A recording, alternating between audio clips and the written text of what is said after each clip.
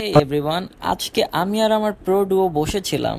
তো আমাদের না কিছুই ভালো লাগতেছিল না, তো ভাবলাম আজকে ইউটিউবারদের পিটাই।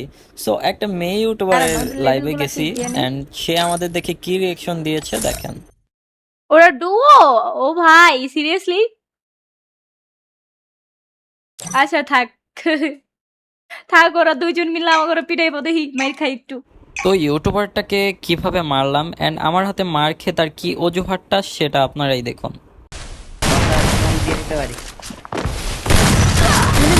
ভাই আমার এখন শর্ট লাগতেছে না কেন?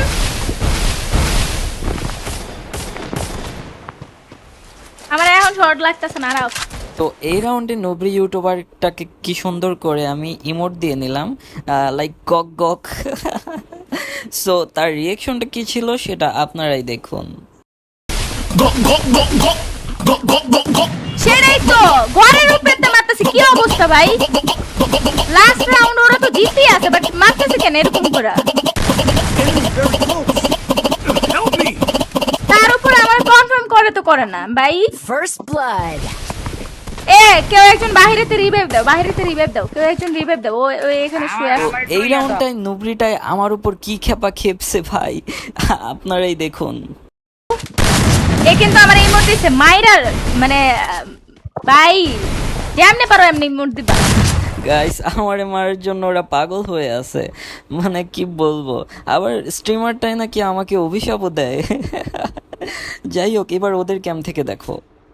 ওরা অত্যাচার করে মারো, ওর জীবনটা মানে কষ্ট দিয়া দিয়া না।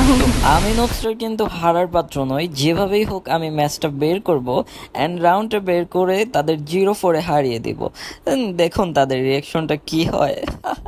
খুবই ভয়ানক ছিল। ওই প্যাক করে বইছে ভাই, প্যাক করে বইছে। ঢুকো ঢুকো, ভাইঙ্গা ঢুকো, ভাইঙ্গা ঢুকো। মারো মারো মারো মারো, আরো মারো মারো মারো মারো মারো। আই হাই, রাউন্ড নিয়ে নিয়েছি। ভাই এমএ খেলে কি পারবো না। না, সবাই অনেক ভালো তো চেষ্টা আমরা করছে। নাকি তাদের কোথা দিয়ে মারছি, তারা মানে অবাক হয়ে আছে।